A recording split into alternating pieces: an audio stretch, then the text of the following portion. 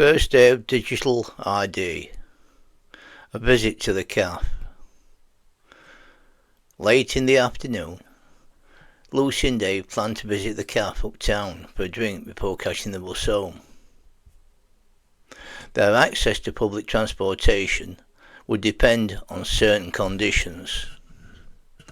As Dave and Lucy walked up the street towards the cafe, they saw that, although the shops were typically sparsely populated, an unusually large number of people were gathered outside, rather than inside. Notably, many of those present were elderly local shoppers, who were being denied entry, resulting in confusion and concern among them. Lucy recognised her friend Jean, and invited her over to inquire about the situation. Lucy asked, "What's happening, Jean?" Jean explained, "Because we have not completed our digital ID enrolment, we are unable to enter the shops, which is causing considerable anxiety." Lucy shook her head, as Jean rejoined the group.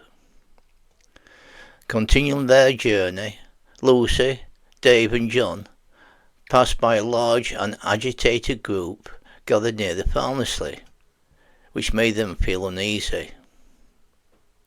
Upon reaching their usual cafe, they noticed a change in service procedure. Instead of wait staff taking orders at the tables, all food and beverages were now provided directly at the counter. This was unusual, as there were customary 2 waiters attending to orders and clearing tables. Lucy stated, "John, we will not be served. The cameras have alerted staff to our presence." Dave and Lucy then proceeded to the bus stop for their trip home. While walking, they saw the queue of waiting passengers decreased rapidly. Individuals dressed in blue attire were scanning faces and were collecting fingerprints, enrolling people for digital IDs. John remarked, "Although this process could have been expedited earlier, authorities seem intent on demonstrating possible consequences, likely encouraging many to enrol." Upon arrival at the bus stop, Dave, Lucy and John joined the end of the line.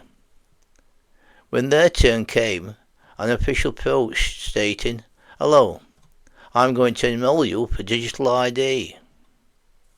Davey and Lucy responded, "No, you're not." The official gave them a stern look, but other individuals in the queue appeared to be apprehensive and did not intervene. The official then left to assist others in another queue. Suddenly, Dave, Lucy and John's phones emitted loud alerts. Their devices were also vibrating, and they were informed that they would no longer have access to digital resources unless they enrolled for digital ID. When the bus arrived, 6 individuals boarded successfully. As the 7th tried to board, an alarm went off and a blue spotlight lit her up. The driver announced, "You cannot board the bus. Please leave the queue." Distressed, she withdrew from the line, while the remaining passengers boarded the bus, and it departed, leaving Lucy, Dave, John and the woman stood at the bus stop. The woman addressed them. "You have not enrolled, have you?" The others confirmed. She introduced herself. "I am Jane. We both planned to take the same bus. At least we have that in common." Reflecting on the day's events, it became apparent that many initially resisted digital ID enrolment had reconsidered, after facing tangible consequences. However, this all led to ostracisation of non-enrolment.